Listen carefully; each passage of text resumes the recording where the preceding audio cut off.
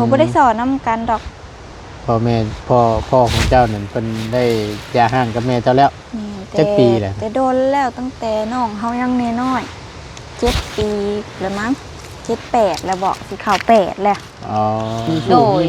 ว้าวอยู่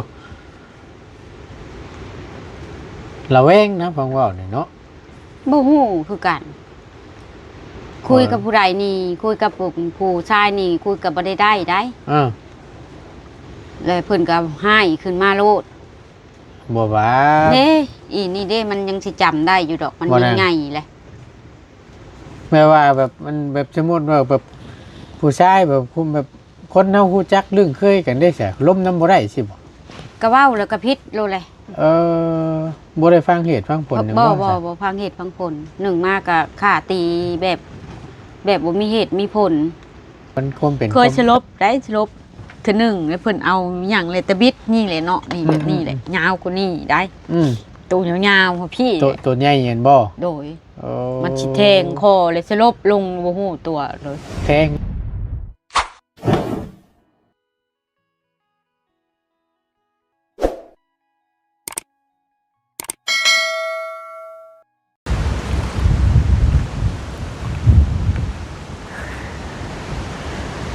มาพี่น้องเอ้ยเปิดคลิปเปิดภาพมีปาดนี้เนาะบรรยากาศเปลี่ยนแน่น้อยนึงเนาะพอดีด้านหลังของทางบ่ตูนนี่เป็นป่าอ้อยเนาะหรือว่าสวนอ้อยข้าเจ้าพี่น้องเอ้ยพอดีทางบ่ตูนได้ออกมาเวียกมางานเด้อพี่น้องเด้อมื้อนี้ก็ได้มาเวียกเฮาคือเก่าบ้านนี้หลังจากที่ห่างหายไป2 มื้อ3 มื้อ4 มื้อพุ่นละทางบ่ตูนบ่ได้ออกมาเวียกเนาะก็เนื่องจากว่าทางเมียนั่นแหละพี่น้องเขาห้องบ้านแล้วก็บ่ได้ออกมาถ่ายการถ่ายงานเนาะก็คือทางบ่แม่พี่น้องก็อาจสิได้เห็นอยู่เนาะคนอื่นพี่น้องเอ้ยกราบสบายดีและสวัสดีพ่อแม่พี่น้องเบิดสุขุสุคนเด้อพี่น้องเด้อพบเจอกันเนาะในคลิปนี้ก็พอดีทางบ่ตูนได้มาหาครอบครัวหนึ่งว่าชั้นซะได้มานำกัน3 คนทางบ่าวยาวน้ำเนแล้วก็น้องนิ้วเข้ามาหาทางครอบครัวของน้องอย่างน้อพี่น้องไง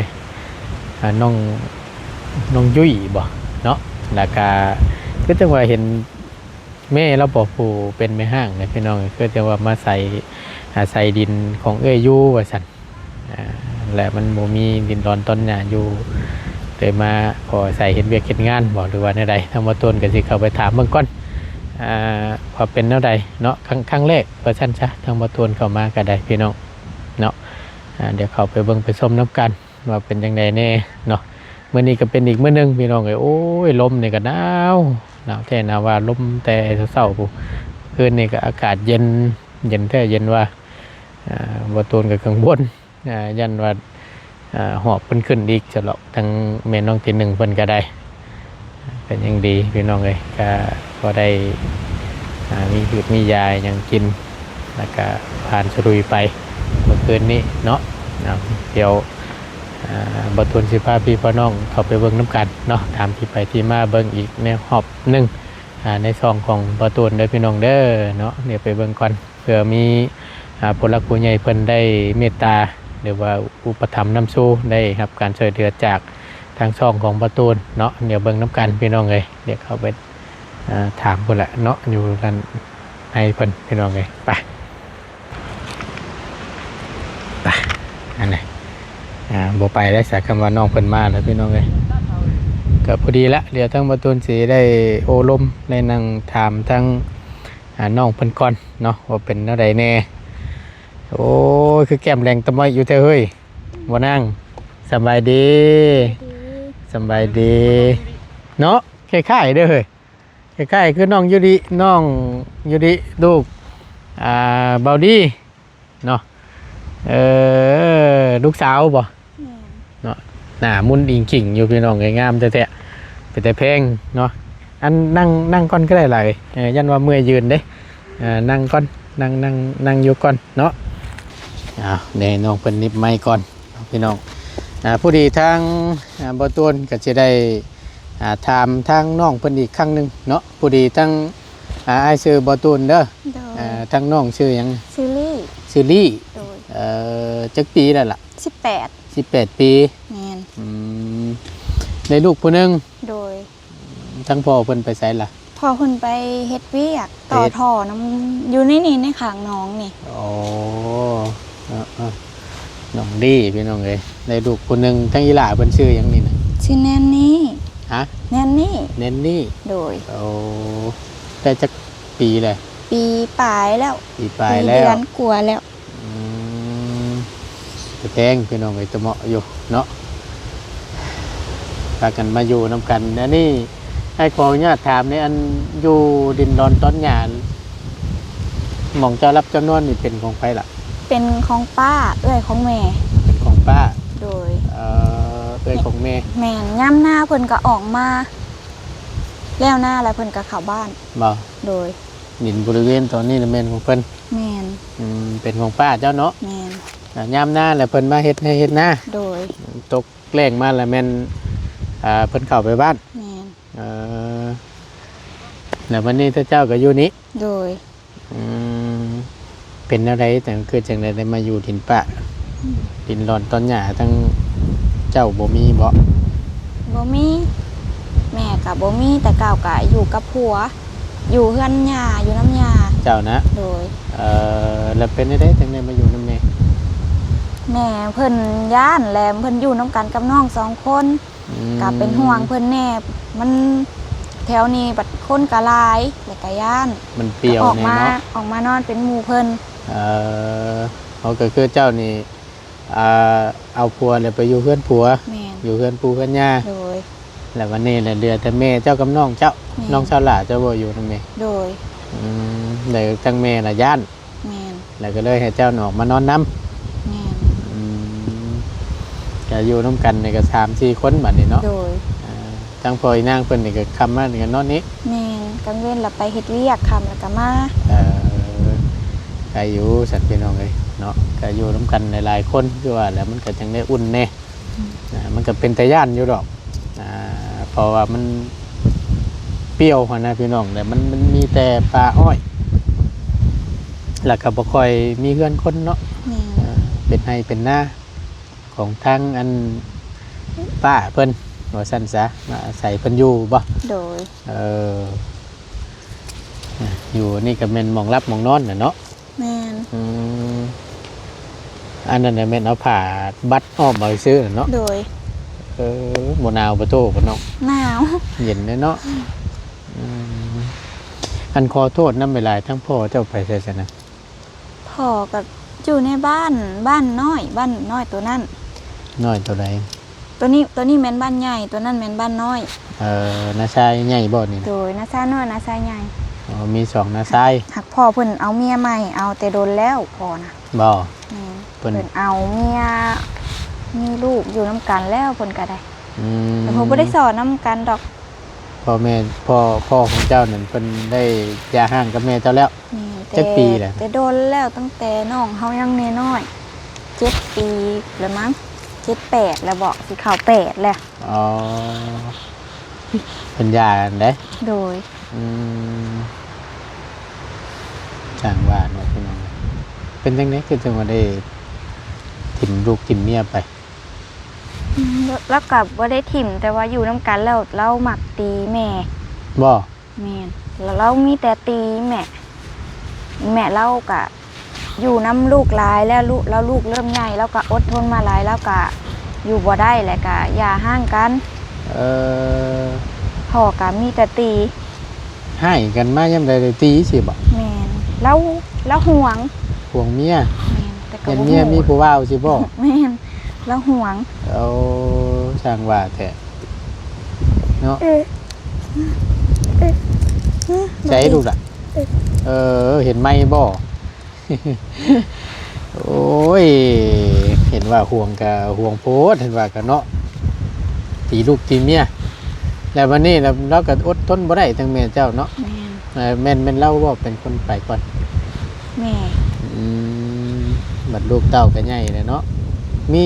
น้องน้ำกันจะคนทั้งเจ้ามี มีแต่ บ่ 2 คนนี่แหละ 2 คน แม่น น้องผู้หนึง มีครอบมีครัวเบิดละ มีไปแล้ว อืม ขั้นลูกแม่อะไรแหละ แม่แล้วลูกผู้ก่อนนั่นกับผัวผู้ก่อนแล้วมี4 คนนี่แหละบอก อ่า กับลูกพอนี่นะมีแต่เฮากับน้อง2 คน โอ้ แต่ว่าเพิ่นมีครอบครัวเบิดแล้วลูกพอนั้น สิว่าง่ายๆนี่แม่เจ้านี่ก็เคยมีครอบครัวมาก่อน โดย และมีลูกมาก่อน โดย ลูกกับผัวเก่าแล้วนั่น4 คน แม่น แล้วมาเอากับที่ว่าอันผัวหรือว่าพ่อของเจ้าปัจจุบันนี้แต่ก็ได้ยาห้างนี่ก็มี2 คน โดย แม่นเจ้านี่กับน้องนี้ แม่น อืมรวมกันแล้วก็มันทั้งแม่เจ้านี่มีลูกเบัดทั้งผัวเก่าและผัวที่ยาไปล่าชุดนี่ก็แม่น6 คนนะเนาะลูกเนาะพี่น้องเลยสร้างว่าแต่เนาะเอาใดๆก็จังว่าตีตะลูกตะเมียแล้วเราไปสั่งครอบสั่งควบไม้บัด แม่น มีลูกมีเต้าคือกันบ่ทั้งคนกันเลย มีผู้หนึง มีผู้หนึง แต่ว่าเป็นลูกติดของเมีย ติดคือกัน ลูก แต่ ติ ลู ด ก เมี เรา ยใหม่เพิ่น ลูกเลยดีกับบ่มี โดย อืมจักสิว่าได้เนาะบุติแลเป็นน้องไอ้กำในเมื่อแบบว่าลงไม้ลงมือให้กันย่ำใดก็ได้เนาะเมื่อยน้ำแหละตัวนี้น่ะมาใส่ลินป้าอยู่เนาะพี่น้องทั้งแม่เจ้าบ่ แม่น แต่ทั้งแม่เจ้านั้นผมบ่มีบ่ดินร้อน บ่มี เพื่อนชาติกับบ่มี บ่ อืมแต่ละมื้อแต่ละวันนี่เพิ่นทั้งแม่เจ้าไปเฮ็ดเวียกจังซั่นล่ะ เผาสวนอ้อย เผาชนอ้อยนี่ แม่น เพิ่นให้เรือนเท่าใดเผาอ้อยไป เดือนล้านห้าเผาหาก็ได้เดือนหนึง อืม เผาเดือนที่2 มาเผาให้เพิ่นจ้างเดือน1.5 ล้าน แม่น 1.5 ล้านแสนกีบพี่น้องได้ก็หาก็ได้เดือนหนึง โดย เดือนที่2สิเข้ามานี้ แม่น อันแต่ก้อนนั่นอันก้อนสิมาเผาอ้อยเพิ่นนี่อันอยู่ไสเจ้า แม่น ทางแม่นะ อยู่น้ำเอื้อยเพิ่นอยู่บ้าน เอื้อยอีกผู้หนึงบ่ แม่นบ้านสมสนุก และอยู่น้ำเพิ่นแล้วเพิ่นก็มักให้มักเว้าหรือเพิ่นก็ว่าเฮ็ดก็บ่เฮ็ดเว้าขี้ค้าน อืม แม่เราก็อุกใจแล้วก็ขอออกมาอยู่นี่ อืม เขามาออกอยู่เถียงป้า โดยและอันผู้อันเอื้อยผู้อยู่นำน่ะคนที่เท่าใด เฮาก็บ่ฮู้ เป็นเอื้อยของแม่เจ้าดีบ่ เป็นเอื้อยหรือป้านี่แหละเฮาก็บ่ฮู้คือกัน ญาติห่างๆสิบ่ แม่น ได้อยู่แล้วเพิ่นเว้า โดย ว่าขี้ข้านบ่ได้เฮ็ดหันเฮ็ดนี่สิบ่ แม่น เราก็เลยอดบ่ได้ ก็เลยมาอยู่มาขออยู่น้ำดินเอื้อยนี้ โดย แล้วก็เลยมารับจ้างเผาอ้อยให้เพิ่นเลย แม่น มีแต่อ้อยบ่ได้พี่น้องปลูกแถวพวกลงพุ่นได้น่ะเนาะพุ่นก็มีอ่ะเนาะ แต่ทางผู้แคมทางจนลงไปฮอดห้วยพุ่น ก็ตักแน่เลยช่วงนี้นี่มันเผาอ้อยเนาะ โดย ฝนตกยามหน้าฝนมานี่เฮ็ดหยังซั่นบัด ก็พากันเฮ็ดหน้านี่แหละเฮ็ดหน้าน้ำป้า ก็บ่มีเวียกละช่วงนั้นช่วงเฮ็ดนา อืม ตกกา มาใส่เฮ็ดน้ำเพิ่นนี้ แม่น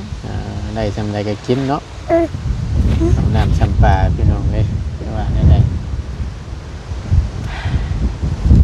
ถือว่าเป็นอีกเคล็ดหนึ่งแหละเพราะฉะนั้นซะทางเมย์เพิ่นนี้เมย์น้องเพิ่นนี่พี่น้องก็ได้มาใส่อยู่ดินป้าให้อยู่ว่าซั่นก็ได้หมองรับหมองนอนว่าซั่นช้าเนาะทางเจ้านี่ตอนนั้นน่ะอยู่เฮือนย้าเนาะ แม่น เอาลูกนี้ โดย บ้านเดียวกันบ่ผัวกัน แม่นบ้านเดียวกัน โอ้ยลิ้นขี้ดินเลยล่ะ ฮะนั่นอันนี้ว่ามัน เนาะเป็นแต่แพงเลยพี่น้องไอ้ตะมอยอยู่ปากออมจับมึงนี่ ขาวอึดตึ้งอยู่ เนาะโดยสบายดีหอมหนึ่งเด้อน้องเด้อ ไปเบิ่งเขาขอถ่ายรูปกันนะ โดย เดี๋ยวหน้าเบิ่งเขาเนี่ยงามหลายอีนาง ตะมอยอยู่กับจังหวะน่ะบ่ดื้อเด้แล้วก็ ดื้อ บ่ให้บ่ย่านไปอีกเบิ่งได้เบิ่งได้กว่าคือเด็กน้อยบางคนนี่โอ้ยแล้วแหละสดบ่อยู่น้ำซับเห็นแบบแปลกหน้านี่หนาวประโตเนาะเย็นจะจ่อยพี่น้องเลยใช้ผู้นั้นบ่น้องจังน่ะ แม่ โอ้ปวดเอิดเพิ่นมามึงดู ยุ้ย ชื่อยุ้ยบ่ โดยสิยุ้ย โอ้ มาพี่ มานี่นู่นล่ะยังผู้นี้บ่ยังบ่ทันได้ผัว แม่ บ่มี ยัง ครอบ ผู้เดียว มีครั นี่แหละ อยู่น้ำแม่มาแต่น้อยๆพุ่น อืม หักไปจักเนื้อซอยแม่ก็อยู่น้ำพัวกับพอได้อยู่ได้กิน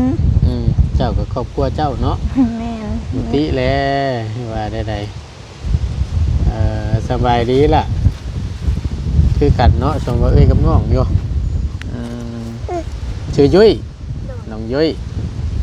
14 ปีฉันบอกจ้ะแต่ก่อนเนี่ยแม่เจ้าเนี่ยนอนกับน้องเจ้าคนนี้เนาะ แม่น แล้วเรายัด โดย ก็เลยให้เจ้ามานอนน้ แม่น ำมันก็เป็นแต่ย่านอยู่คือว่านั่นแหละพี่น้องเพราะมันความปลอดภัยกับโบมี่ที่ว่าเนี่ยมันผ่าบ้านในก็อ้อมถือว่าอ้อมบ่ได้มีหยังขัดในนั่นน่ะเนาะ แม่น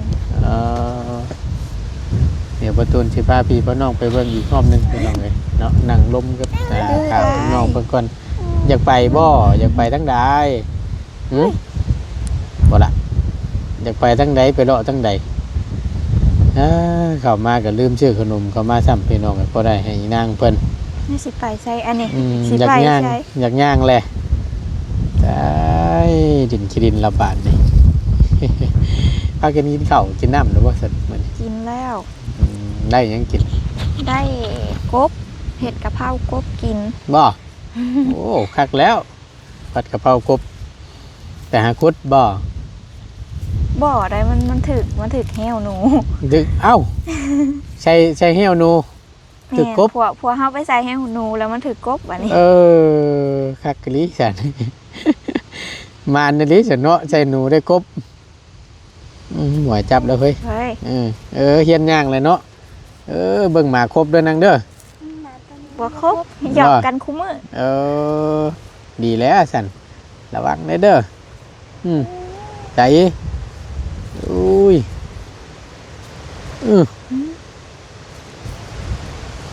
มาแล้วก็มาเล็บเศร้าซ้ำพี่น้องนี่พี่สิมานอยู่ดอกดิมานนูอยู่บ่บ่ทันมาอะไรบ่ทันบ่เบิ่งเด้อว้ายส่วนแล้วอุ้ยตื่นได้เราก็ได้ ตื่นแหละตกใจวัดนอนกำลังพันนะเนาะใช่บริยานอย่างไรพี่น้องย่อมครับอยู่เนาะบริยานบ่ไปเมื่อเป็นน้องทีนึงไปเมื่อบ่ไปเว้งจิเต้นละบันนี่ โอ้ยเนาะแต่บรรยากาศช่วงเที่ยงพี่น้องเลยแต่ลมแต่ลมว่ามันนี่ก็ได้เนาะเป็นอีกมื้อนึงลมเพลงอะดิ เฮ็ดหยังร่มได้ โอ้นี่แต่อยากไปอันนี้เนาะพาเพิ่นไปลิ้นชาฉลาดเลยบ่อยากอยู่ละบาดนี่นั่น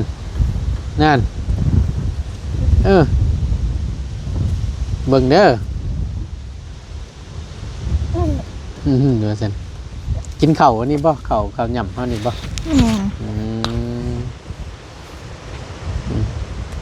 ให้แม่ละบัดนี้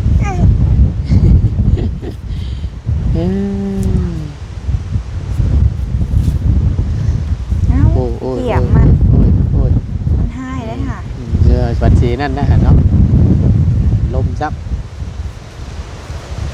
เดี๋ยวหน่อยมาแล้วสิครบเจ้าเดี๋ยวเบิ่งเด้อ ไปชาเดียวทั้งไงเดี๋ยวสิไปให้อีหล่าเพิ่นพาไปเบิ่งเตียงเบิ่งหม่องรับหม่องนอนก่อนเนาะ โดย โอเคไปมาเนี่ยโอเคไปหลับปะพาระบาวไปเบิ่งเนี่ยเป็นอะไรหม่องรับหม่องนอนเพิ่นพี่น้องเลยว้าน้ำในใช่สัตว์ล่ะมีน้ำก๊อกอยู่ยิ่งดีแต่ว่ามีน้ำมีในเนาะน้ำนี่ก็จะเป็นของป้านะเบิ่งแมนบ่ป้ากันเฮ็ดหยังนั่นถ้ามากระบกโอ้ยเนาะยังมีกระบกอยู่ในยามนี่ก็เนาะยังบ่เบิดอยู่ว่ามากินนี่ ฮะ เอาว่ามากินนี่ ใช่ นี่แหละ มันบ่ลายนะมันนี่บ่นรับบ่นนอนนั่น โดย ขออนุญาตเด้อสบายดีมันเกิดเนาะคือว่าอะไรลูกจ้นอยู่พี่น้องมีแต่ผ้าบัดคุ้มเอาซื่อๆชุ่มไผชุ่มมันน่ะดีนี่เนาะ โดย อยู่เพียงหน้าเอื้อย เถียงหน้าเอื้อยเอื้อยเจ้าเท่ๆนี่บ่ โดย เอื้อยคนที่เท่าไหร่ เอื้อยคนที่สอง เอื้อยคนที่สองมาใส่ดินเพิ่นอยู่นี่บ่ใส่หน้าเพิ่นอยู่นี้ อาศัยเทียงคนอยู่ แล้วมาเผาอ้อยให้กับเจ้าน้ำบ่ โดย เพิ่นจ้างเดือน เดือนละห้า เดือนละ1,500,000 โดย 1,500,000ก็เท่าไรพี่น้องเป็นเงินบาทก็ฮอดบ่3,000เหมาะจำประจักเนาะก็พอได้จุนเจือเนาะในครอบในครัวแต่ก่อนนั้นอยู่น้ำกันสองคนก็มีนางเพิ่นนี้ลูกชาวหล่าเจ้านี่บ่ โดย เอาแล้ววันนี้แหละให้ทั้งลูกชาวปู่เพิ่นมีผัวมาอยู่นำ โดย อยู่นั่นก็ลูกเคยได้อยู่นั่นนี่เนาะ3-4 คน โดย อยู่กี่แต่2 คนน่ะมันขึ้นย่านบ่ โดยคือญาติและมีแต่ผู้หญิง เดี่ยวเนาะ กับเพื่อนกับบุดีขันพาเอ็มดีๆค่ะที่อยู่ได้อยู่ เอ แม่ อ กับโบคือญาติ อันนี้ผัดพากับบุดี อืม แม่กับคนบริสีย่านปันไดสู่อยู่ใจกัน โดย มีอย่างขอกๆแกกกันคือว่าลูกก็ลูก เขาว่าแล้วเขานอนเขากับบุได้เมื่อยหยังดอก ว่าน้ำเล็กน้อยเนาะ โดย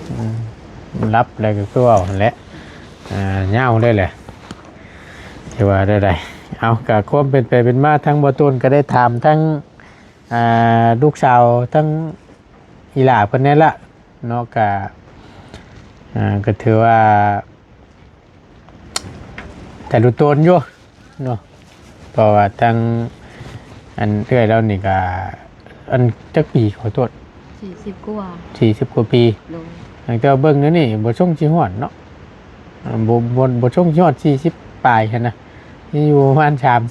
37 38จังซี่นะเพราะว่ายังหนุ่มอยู่ก็สิว่านี่เจ้านะเบิ่งบ่ช่วงสิฮอดนั่นนะหอกก็งอกเบิดแล้วได้ บ่ โดยค่ะงอกหลายเทื่อแล้วพองอกเบิดแล้ว บ่ว่าแล้วเรื่องของงอกนี่ขนาดเท่ากับ32ก็ยังงอกเลย ก็ว่าได้ งอกแล้วถูกใจมัน มันเป็นอะไรเอาเว่าเล่าช่วฟังอีกสักข้อมึงรู้จากปากเจ้าในนิดไหมเฮานี่ถามก็คักก่อนบานนี้พี่น้องเนาะมันทุกข์ใจแบบไรเอ่ย ถูกใจบ่มีบ่อนอยู่บ่อนเช้านี่แหล้วบ่มีเพื่อนเป็นของตัวเอง เพื่อนเจ้าบ่มี บ่มีเพิ่นเอาพ่อเด็กน้อยนี่เพิ่นก็แต่งเมื่อเฮือนบัดนี้บ่ถือบ่ต้องกันป้ากันก็มาอาศัยพี่น้องอยู่ แล้วบัดนี้มูลมั่ง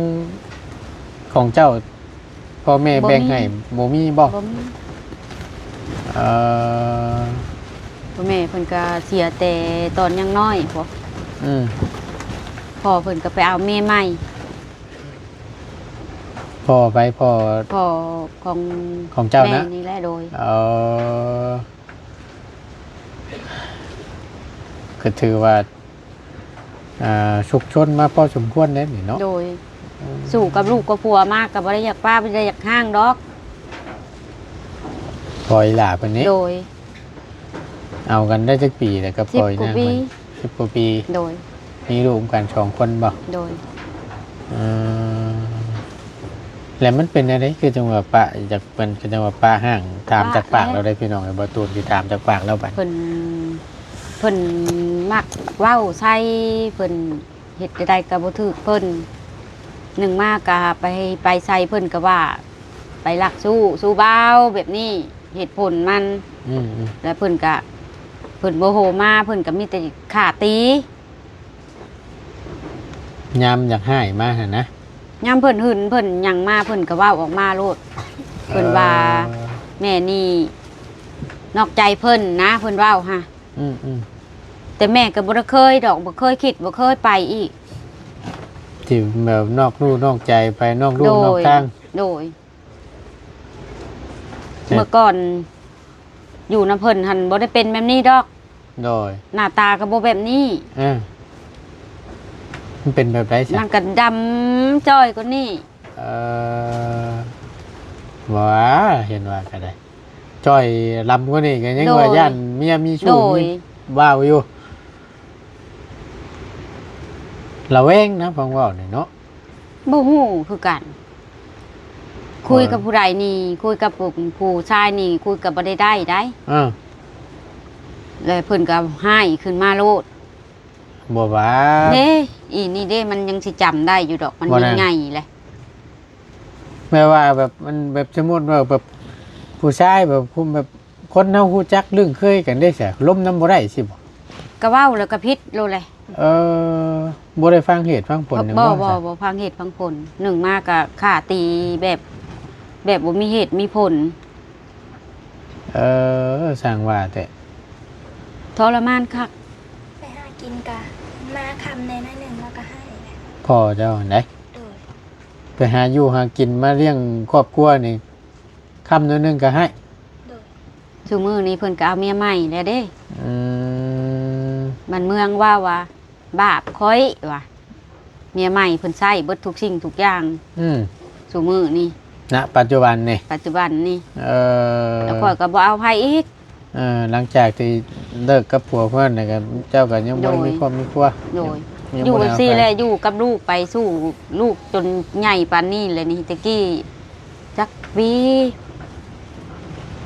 ปะเพิ่นมานี่เพิ่นก็ยังน้อยแน่เนาะนี่ ตอน เพิ่น นี้ ใหญ่ ล่ะ แล้ว มันตอนที่ทั้งอ่าปะห่างกันทั้งอีหลาเพิ่นจักปี เพิ่นเดี๋ยวนี้7 ปีแล้วเนาะ7 ปี8 ปีแล้วได้แต่ปะกันมานี่ เวลานี่สิได้อยู่ ตอนนี้ได้14เนาะ อืม สิมอง9 ปี10 ปีนี่ ประมาณนี้มั้ง ข่อยว่า อืม ประมาณนี้แหละ9 ปี10 ปีนี่แหละ9 ปี เพราะอันเงินแต่ว่าอันนี้นะพี่น้องไอ้ทางบ่ตูนก็ได้แปลว่า คือทางเมียแบบบางเทื่อพ่อแขกคนหรือว่าเว้าถามทักทายกันแบบผู้ชายเนาะก็ โดย คิดนะคิดแต่ว่ายันแต่ทางเมียนี่มีผู้เว้า โดย ยันแต่นอกใจเพิ่น โดย จังซี่ โดย อยากให้มาได้ตีบัด ตี เอ่อ ตีไว้ตีล่าได้ไฟผ้า ตี นี่ แบบไหน ดึงออกมาช็อตไฟผ้านี่ดึงออกมาโลด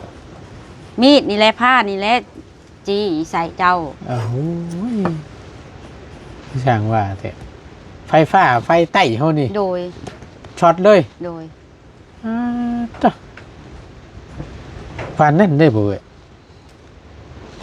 ว่าความจริงได้ เออ พ่อมาเบิด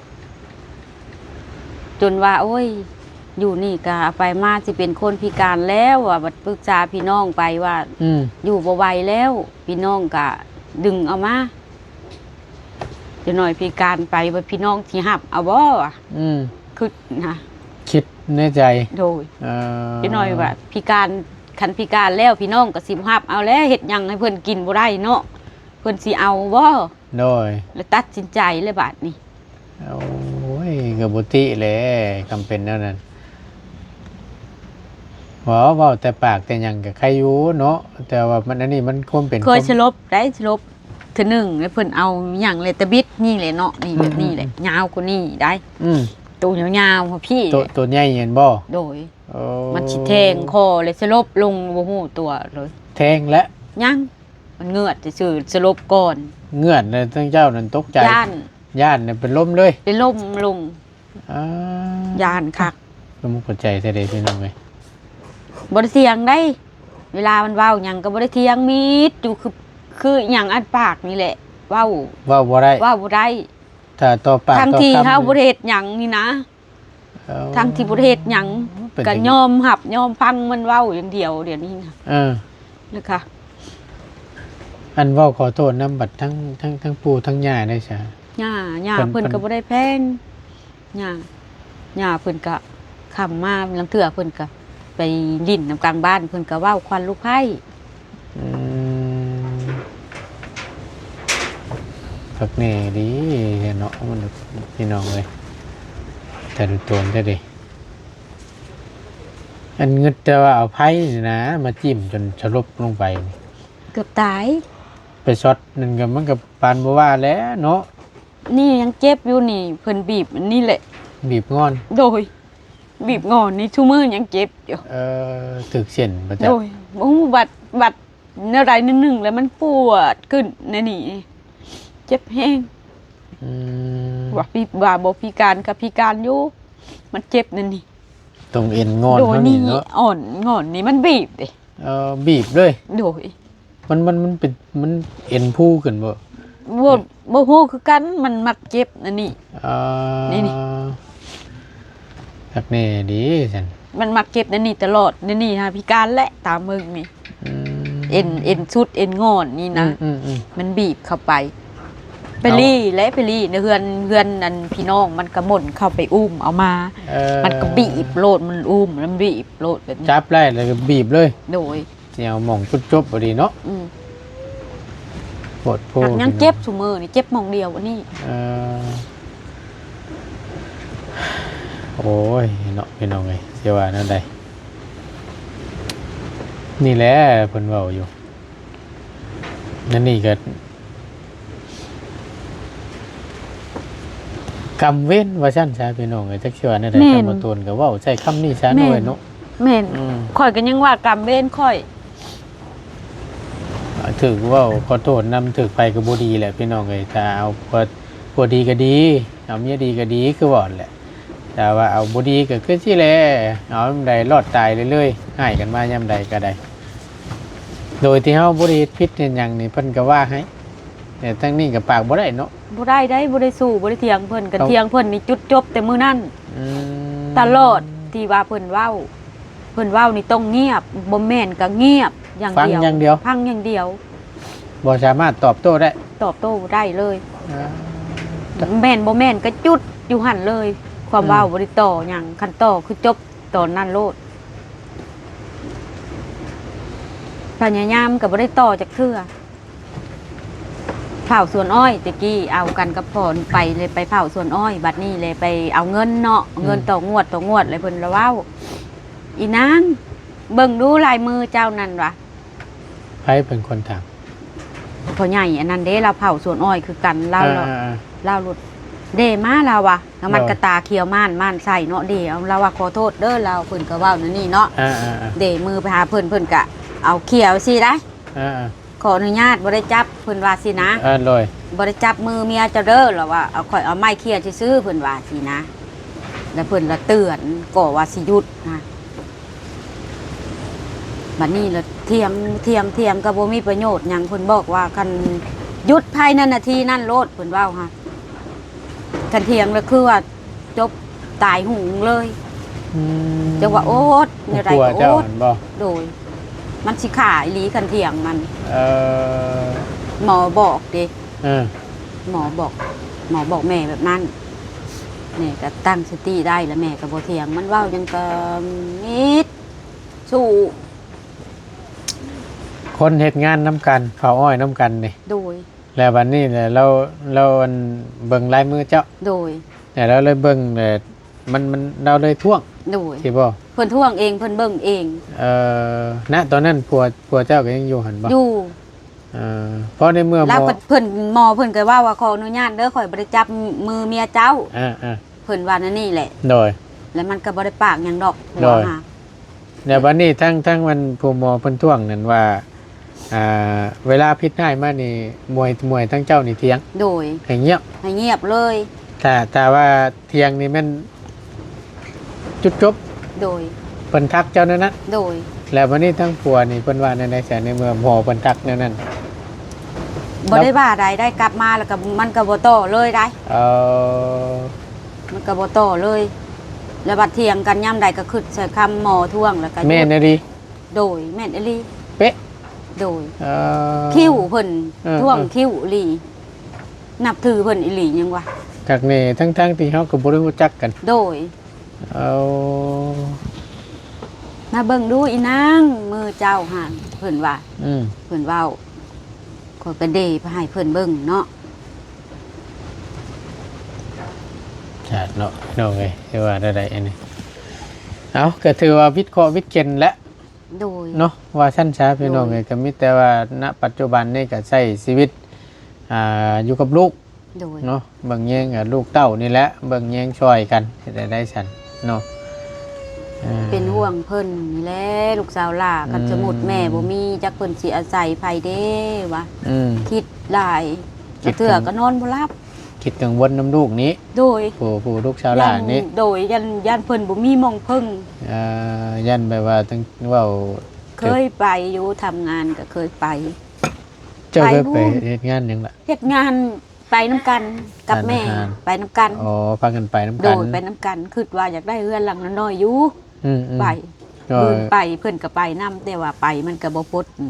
ดความสำเร็จเนาะ อ่า ความเจ็บความเป็นนี่แหละ โดย มาปัวเจ้าของเบิดเงินนะเงินก็ได้หลายอยู่ได้10กว่าล้านปัวเจ้าของเบิดจังยังฮอดซุมื้อนี่ เป็นหยังไง เป็นหยังแบบของตาบ่เห็นแหละ เออ ก็บ่ได้ไปปากกล้าขาแข็งใส่เพิ่นดอก แต่ว่ามันหักทึกเฮ็ดได้ อืม มากะมาปัวเจ้าของนั้นเบิดเงินก็ได้ก็บ่ได้หยังก็อาศัยพี่น้องอยู่คือเก่า อืม ขึ้นมาแล้วก็น้ำตาออกขึ้นมากะ คิดว่าอะไรบ้านปลายชีวิตเนาะ โดย บืน อย่าง ไปพวกเมื่อแห้งมีว่าอยากได้เฮือนอยู่ว่า อืม ไปก็บ่ได้ อย่างบ่ได้แท้กันมีเฮือนเป็นของเจ้าของอยู่ โดยหลัง เนาะ น้อยๆก็ ยิ่งดีเนาะ ดี อืมพอได้หม่องรับหม่องนอนเนาะ โดย ไปพากันไปเฮ็ดเวียกเฮ็ดงาน แต่มันบ่ได้ โดย ได้มาก็พอได้รักษาเจ้าของ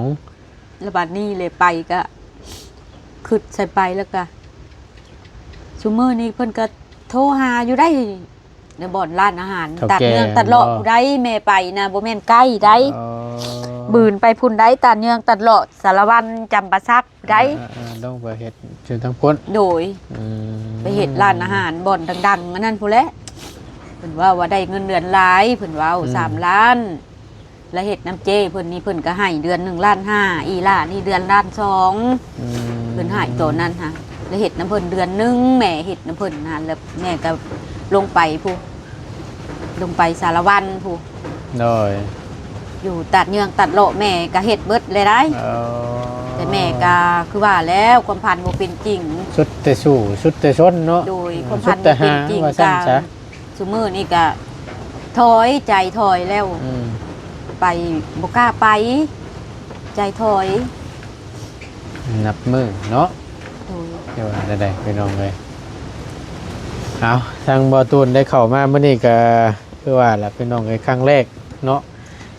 แต่ถามก่อนบัดนี้เขาวน้ำช่ำปลาได้พอได้อยู่ได้กินอยู่บ่ ข้าวน้ำตอนนี้ปัจจุบันนี่นะพอได้กินตอนนี้เพราะว่า เอื้อยปู่เถียงเพิ่นนี่มาเกี่ยวมาดำใส่เพิ่นให้5 กระสอบ อืม หาก็กิน2ปัจจุบันนี้ตัวหน้าไปกะ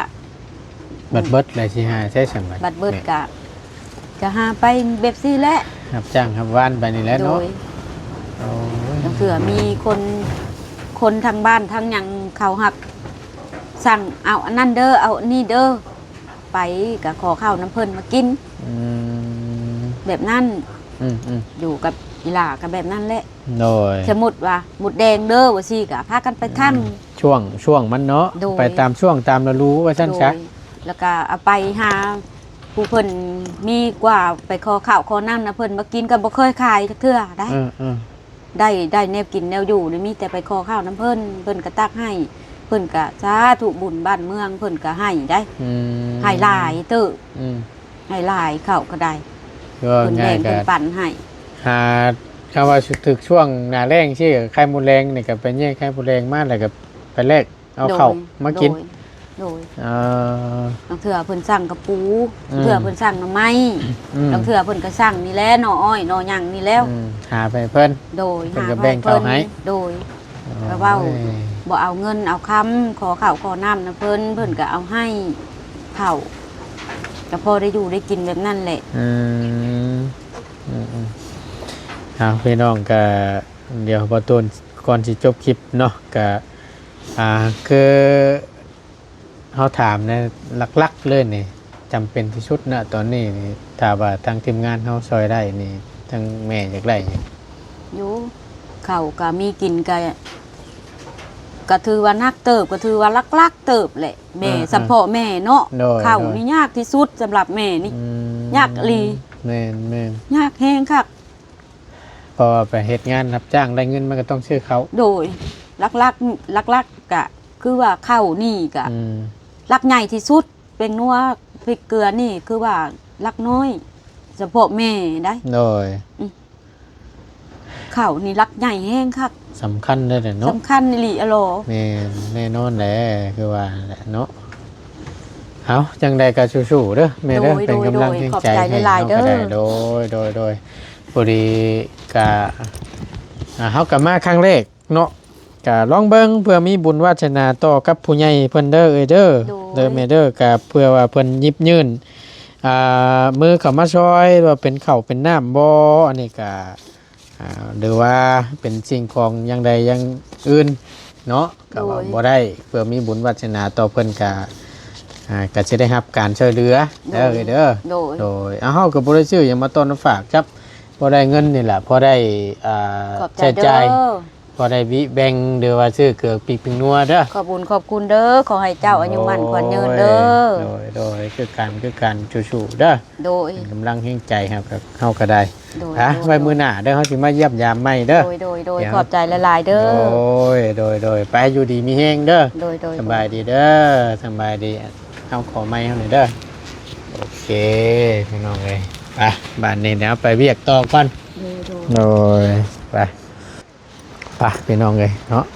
ทางประตูนก็จะได้ขอจบคลิปปิดคลิปก่อนเด้อพี่น้องเด้อฟังเรามากกับเป็นตาดูโตนอยู่เนาะก็คือเห็นละพี่น้องเลยที่ว่าจังใดเอาซอยพิจารณาเบิ่งน้ำกันทางครอบครัวของทางแม่เราเนาะผู้รักผู้ใหญ่เพิ่นหลายๆท่านพี่น้องเลยอยากซอยในรูปแบบใดเขานำจำปาบ่หรือว่าแนวใดก็ตามแต่เนาะก็สามารถติดต่อมาทางบ่อตูนได้พี่น้องเลยยินดีเป็นสะพานบุญให้ทางบ่อตูนก็ได้อยู่ดีมีแห้งพี่น้องขอบบุญขอบคุณในไลน์พบเจอกันคลิปหน้าเด้อพี่น้องเด้อสำหรับคลิปนี้ไปแล้วสบายดีเด้อ